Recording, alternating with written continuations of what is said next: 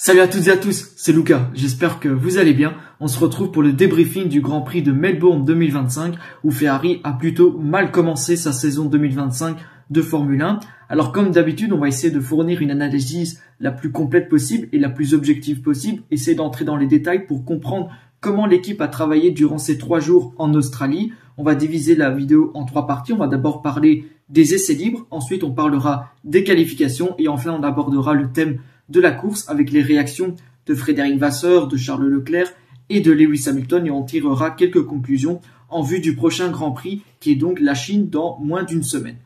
Alors l'analyse des temps autour lors des essais libres montre clairement que Charles Leclerc a été le pilote le plus rapide sur la piste le vendredi.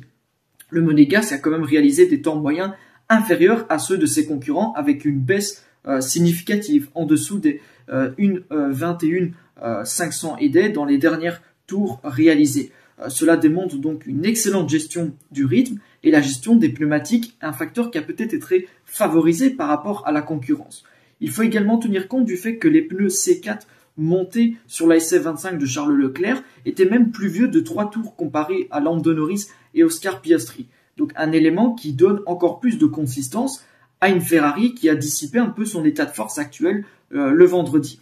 Lewis Hamilton, dont le travail ne doit pas être considéré comme négatif le vendredi, c'était manifestement encore en phase d'étude par rapport à son coéquipier. Leclerc, par exemple, avait 4 dixièmes d'avance sur Lewis Hamilton en termes de rythme le vendredi.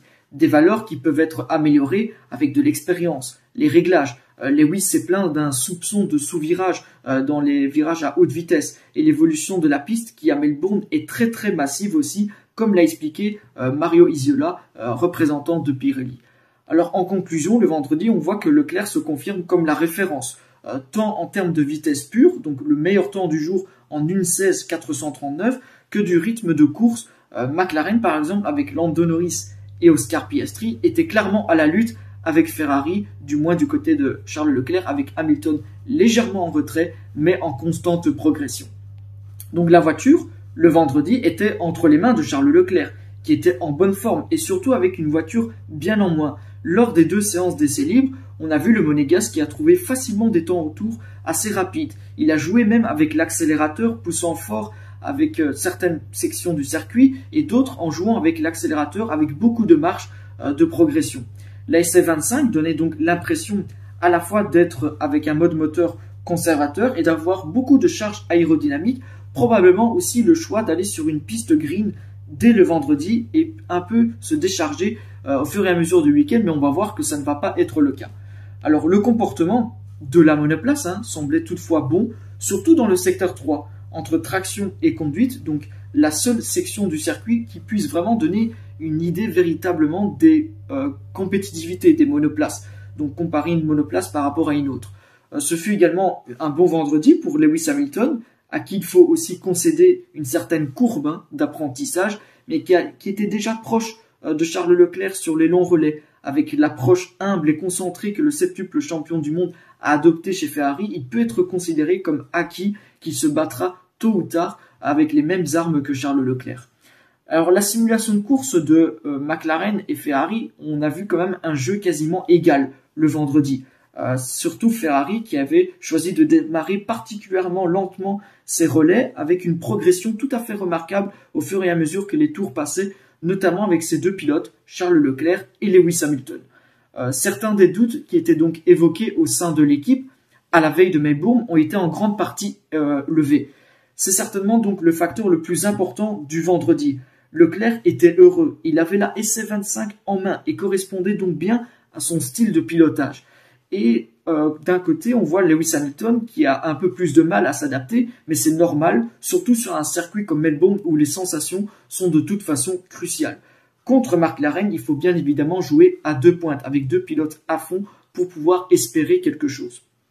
Alors Frédéric Vasseur a aussi minimisé l'impact des premiers résultats de Lewis Hamilton, rappelant que l'essentiel était son intégration et sa progression au sein même de l'équipe. L'objectif n'est pas d'être à la limite dès la première séance, mais de lui faire connaître tous les membres de l'équipe et de découvrir les mécanismes, a-t-il expliqué. Donc il a souligné qu'un week-end de course était très différent de quelques jours de test, comme ce fut le cas à Bahreïn et qu'il s'agissait d'un processus d'apprentissage continu. Je ne suis pas du tout inquiet, on ne peut pas tirer de conclusion dès la première séance, a-t-il ajouté. Donc il a affirmé avoir aucun doute sur la capacité de Lewis Hamilton à trouver rapidement la vitesse. Il a pris par exemple la saison précédente où Carlos Sainz avait terminé à la 8e place lors des essais libres avant de remporter la course le dimanche. Frédéric Vasseur a également insisté sur l'importance du temps d'adaptation lorsqu'un pilote rejoint une nouvelle équipe. Plus vite vous atteignez un haut niveau et obtenez des résultats, mieux ça sera, a-t-il reconnu. Donc il a précisé qu'une période de transition était toutefois inévitable. Selon lui, la clé repose sur la construction de bases solides et de relations de confiance au sein de l'écurie. La première moitié de la saison repose sur ses fondations et la confiance ne s'acquiert pas tout de suite, elle se construit avec le temps, a-t-il conclu. Donc Frédéric Vasseur a tiré un bilan positif de cette première journée en Australie le vendredi, tout en soulignant quand même les spécificités du circuit de Melbourne. La journée d'aujourd'hui s'est bien passée, mais nous n'avons eu que 2 séances, a-t-il déclaré. Donc il a expliqué que la piste, très sale au départ, gagnait rapidement en adhérence, ce qui oblige donc les équipes à toujours anticiper la séance suivante, plutôt que de se concentrer sur les performances passées. Nous nous concentrons sur la journée de demain. Il fera beaucoup plus chaud et il y aura probablement un peu plus de pluie dimanche, mais jusqu'à présent, tout va bien, a-t-il ajouté. Donc concernant les performances de Ferrari le vendredi, Frédéric Vasseur s'est quand même montré optimiste. Nous sommes en bonne forme, honnêtement dans les 2 situations, aussi bien sur le tour lancé que sur les longs relais, ça s'est plutôt bien passé, a-t-il affirmé. Donc il a néanmoins insisté sur l'importance de l'adaptation aux conditions météorologiques changeantes du week-end. Et on va voir que c'est un facteur qui a causé beaucoup de tort à Ferrari. Demain, il y aura beaucoup plus d'adhérence et la température sera un peu plus élevée. Dimanche, nous ne savons pas encore, donc nous devons être capables d'anticiper le niveau d'adhérence. L'anticipation des conditions changeantes, c'est quelque chose que Ferrari a eu du mal à analyser durant ce week-end-ci. Frédéric Vasseur l'a expliqué en interview, c'était le grand défi de ce week-end à Melbourne. Vasseur a également commenté les difficultés rencontrées par plusieurs pilotes sur les pneus tendres. La différence entre les tendres et les médiums n'est pas si grande et il est très difficile de gérer la température avec les gommes tendres, a-t-il expliqué. Donc il a souligné que l'approche pouvait varier en fonction du composé utilisé. Vous pouvez faire beaucoup plus de tours avec le médium ainsi qu'avec le tendre, vous devez prendre le rythme tout de suite. Il a ajouté que l'évolution de la piste pouvait donc modifier cette dynamique dès le lendemain, insistant donc sur la nécessité d'anticiper ces changements. Et on a vu que ça a été un problème pour Ferrari. Enfin, donc interrogé sur aussi Charles Leclerc, Vasseur a affirmé que le monégasque était déjà en bonne condition la saison dernière, mais qu'il semblait encore plus serein cette année. Il est un peu plus détendu, il est un peu moins sous pression. C'est probablement une bonne chose pour lui, a-t-il estimé. Donc il a également souligné que la bonne entente avec Lewis Hamilton et l'opportunité pour Leclerc d'apprendre aux côtés du Britannique. Jusqu'à présent, cela s'est bien passé, a-t-il conclu. On va voir qu'en qualification, la situation va changer de manière assez drastique. Ce qui est intéressant, c'est en qualification les propos tenus par Charles Leclerc à Sky Sport Italia après la séance, dans lesquels le monégasque a mis le doigt sur 3 points en particulier. D'abord, il a dit « Nous avons dû changer quelque chose et perdre de la performance. Ce n'est jamais bon, je ne peux pas en dire plus, mais pour ce week-end, c'était la bonne chose à faire. » C'est une phrase qui laisse quand même à de l'interprétation. Il n'est pas clair, par exemple, s'il se référait, par exemple, à des changements de réglage visant à une configuration plutôt humide en vue de la course, certainement sous la pluie, ou s'il y a eu un autre type de limitation, comme purement à titre d'exemple, celle d'une garde au sol qui a été, pour diverses raisons, relevée, donc en renonçant à une certaine partie de la performance potentiellement disponible. Donc ça va être intéressant d'essayer de comprendre à partir des données de la course, et on va donc le comprendre plus tard dans la vidéo, à quoi le monégasque finalement faisait référence ici. L'écart de la SF25 par rapport à la fenêtre idéale, couplé donc aux données enregistrées en qualification, avec donc des indices et des écarts types, sont devenus biaisés après la performance presque linéaire de la première journée d'essai libre, ce qui pourrait donc impliquer un changement assez significatif en termes de réglage et de garde au sol de la voiture, qui génère normalement ce genre un peu de déséquilibre dans les données. Le deuxième point que Charles Leclerc a voulu souligner, donc la voiture en Q3 n'était pas dans la fenêtre, un peu moins en Q2, mais pas toujours aussi bien que vendredi. Donc c'est une confirmation claire que de ce qui avait été déjà aperçu sur la piste, c'est-à-dire que la SF25 a perdu son équilibre idéal au moment le plus important, c'est-à-dire en Q3. Donc le troisième point, et c'est le dernier point que Charles Leclerc a souligné, c'est demain, il ne faudra pas en faire trop, il faudra marquer des points et grandir au fur et à mesure pour revenir aux avant-postes. Donc ça, c'est une déclaration d'intention qui montre clairement que l'équipe est confiante dans le projet, même s'il semble évident qu'il faut travailler sur plusieurs fronts, notamment la fenêtre d'exploitation de la voiture, l'équilibre qui en découle et l'aérodynamique et la mécanique finalement. Donc la SC25 s'est montrée jusqu'à la deuxième séance d'essai libre comme une monoplace avec un potentiel important, avec un train avant précis, ayant trouvé donc ce bon équilibre dès les premiers tours de roue vendredi à Albert Park. En Q3, on a vu que ça n'a pas été le cas. Bien au contraire, les pilotes se sont même plaints d'une voiture presque opposée à celle d'hier en termes d'équilibre. La SF25 en Australie, elle a donc trouvé une fenêtre d'utilisation beaucoup plus étroite que prévu pour le moment. Donc c'est une voiture qui est devenue difficile à interpréter au volant le samedi, principalement en raison de certains choix qui ont été effectués entre le vendredi et le samedi, qui n'ont donc pas conduit à l'étape classique attendue par les ingénieurs. En piste, la SF25, bien composée donc le vendredi, a quasiment disparu le samedi, lorsqu'il s'agissait d'aller chercher le tout pour le tout en termes de performance sur le tour lancé. Lors de la troisième séance d'essai libre, Leclerc est allé jusqu'à se plaindre même d'un survirage dû à un train arrière un peu plus baladeur, on va dire, ce qui rendait donc très difficile la recherche de performance dans ce troisième secteur qui était donc un point faible pour la Ferrari, alors que lors de la première et la deuxième séance d'essai libre, c'était un point fort. Avec les interventions sur les réglages, tout s'est ensuite transformé en sous-virage chronique, en qualification, un peu comme un film qui a été déjà vu lors de la saison 2024 en qualification. Lewis Hamilton, de son côté, il a quand même laissé une demi-seconde sur la table par rapport à Charles Leclerc, qui n'a pas terminé la deuxième tentative lorsque la piste améliorait en Q3. Donc, cette dernière tentative-là a été rendue plus difficile, donc par un temps de sortie, donc un temps de préparation pas idéal de la part des deux pilotes, qui se sont donc efforcés de trouver le juste équilibre entre la préparation des pneus, le passage du départ avant le drapeau à damier et donc l'exploitation de la piste dans les meilleures conditions possibles lors du tour rapide. Donc il n'y a pas de différence particulière en termes de réglage entre les deux pilotes, même si Leclerc avait quand même un léger avantage en termes de vitesse de pointe, environ 4 km/h. Ce qui, comme pour McLaren par exemple, peut suggérer que Leclerc avait une charge légèrement inférieure à celle de Lewis Hamilton. Les plus grosses pertes de Ferrari par rapport à McLaren se sont surtout produites dans le virage 4. C'est une entrée sèche dans un virage rapide à gauche, et aussi dans les virages 13 et 14 où l'écart était près de 3 dixièmes, ce qui est assez conséquent. Dans ces deux sections-là, surtout la dernière, c'est le sous-virage qui domine. La voiture amenant donc les deux pilotes à gagner des mètres et à ne pas être dans la trajectoire idéale pour obtenir une bonne traction en sortie de virage. À ça, on ajoute aussi la partie dans les lignes droites, due au choix donc de cette configuration plus chargée que la concurrence. La SF25 a payé en moyenne de 5 à 6 km/h de retard par rapport à McLaren, en vertu aussi d'un beam wing plus adapté en version de pluie. Alors d'après les informations de autoracer.it, Ferrari disposait de deux options de réglage de samedi.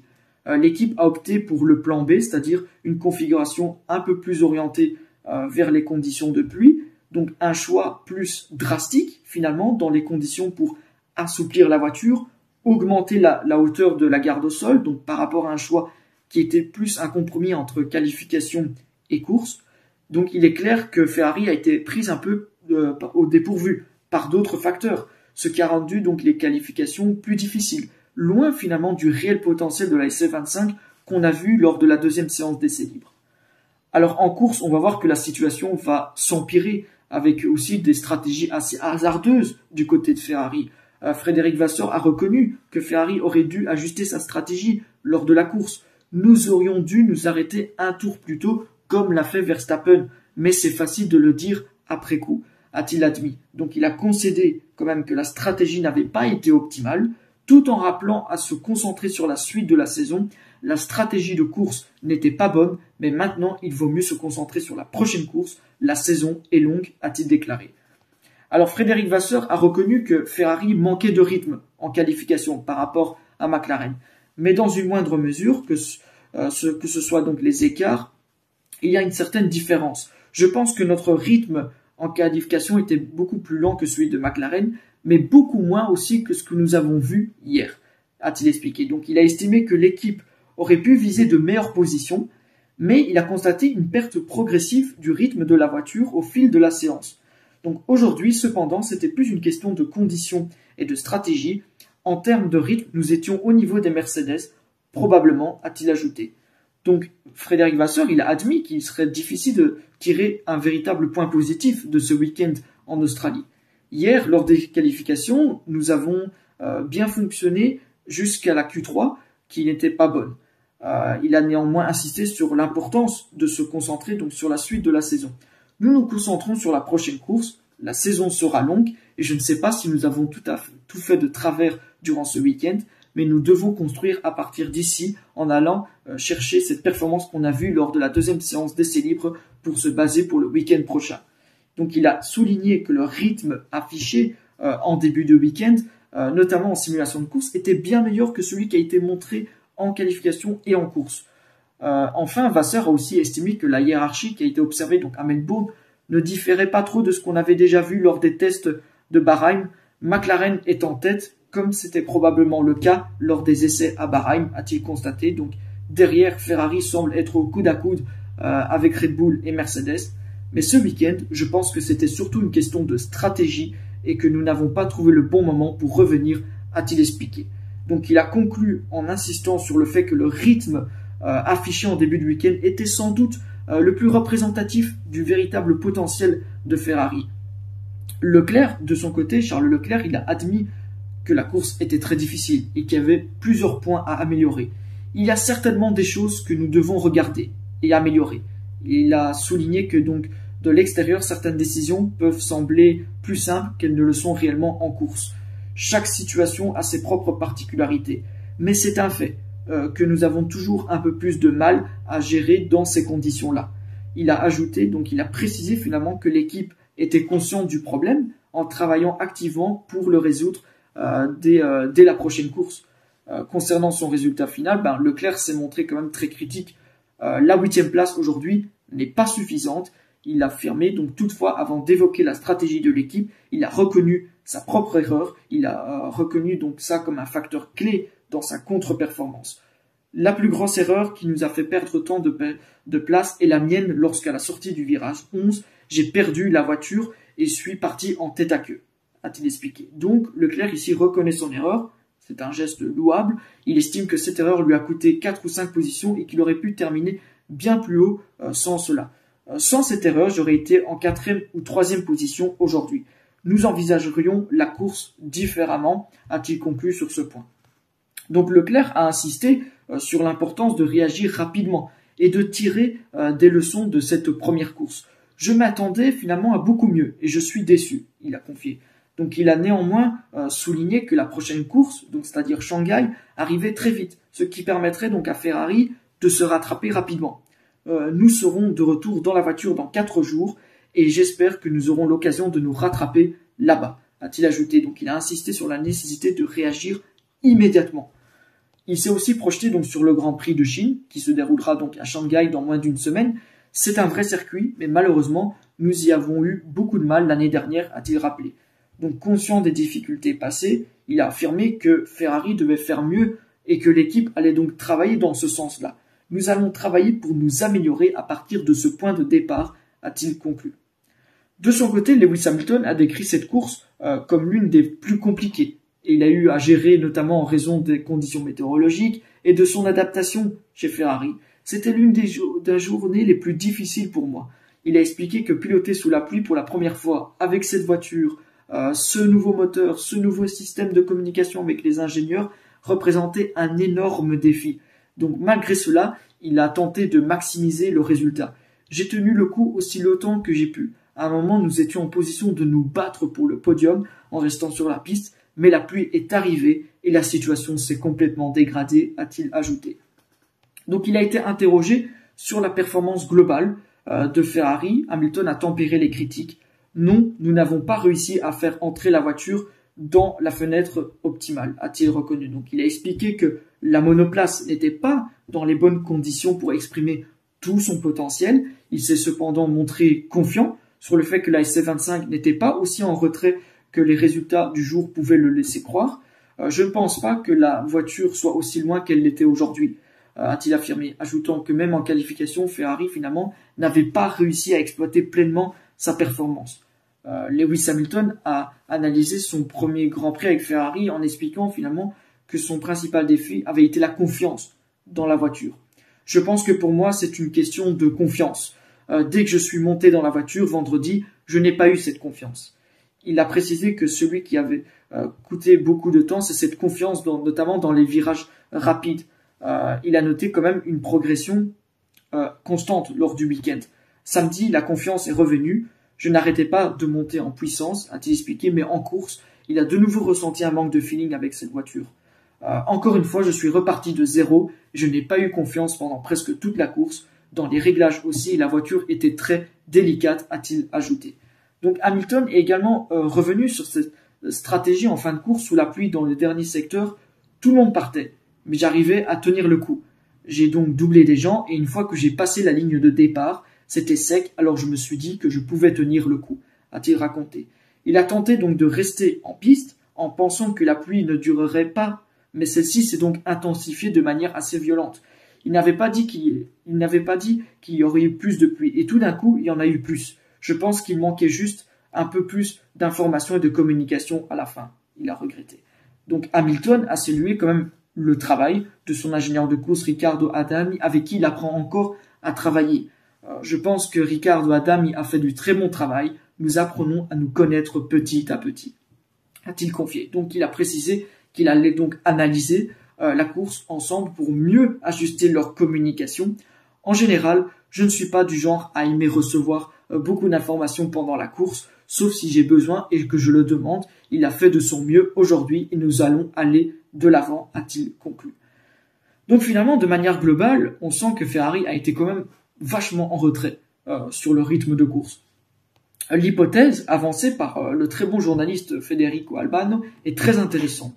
Pour lui, les ingénieurs ont peut-être été surpris par l'usure excessive de la planche, donc sous la voiture. Ils ont donc été contraints de relever la voiture par peur d'une certaine disqualification. On est toujours au stade de l'hypothèse ici, mais cela correspondrait bien aussi à ce qu'on a vu un peu en course, comparé aussi à la bonne maniabilité le vendredi et la bonne vitesse de la SF25. Les deux prochaines courses, donc à savoir Shanghai et Suzuka, on aura finalement une réponse par rapport à ce phénomène-là. Dans ce cas-ci, si ça se produit, il s'agirait donc de trouver une meilleure compréhension de la suspension, des meilleurs réglages et aussi peut-être quelques mises à jour sur la voiture. C'est quelque chose qui peut s'ajuster dans le temps et qui n'est pas si difficile à régler. Alors, bien évidemment, aujourd'hui, la SC25, c'est le package le plus énigmatique de ces dernières années. Personne ne sait à quoi s'attendre ici. Personne ne sait ce qui se passera en Chine, où le premier sprint pourrait donc accroître l'anxiété. D'ailleurs, un ingénieur est d'accord par rapport à ça. Il s'est exprimé et il a dit donc le tracé pourrait être un peu moins bon qu'à Melbourne pour Ferrari, mais vu la façon dont ça s'est déroulé ici, on pourrait avoir peut-être l'effet inverse. Donc malheureusement, ce qu'il y a dans cette voiture, c'est le manque de compréhension. Elle semble un peu étrange. Les données indiquent qu'elle a quand même cette force, cette charge aérodynamique lorsqu'elle entre dans les virages, mais ensuite elle perd un peu de stabilité. Les contre-mesures, pour l'instant, sont limitées contre les variables de la température et de l'asphalte.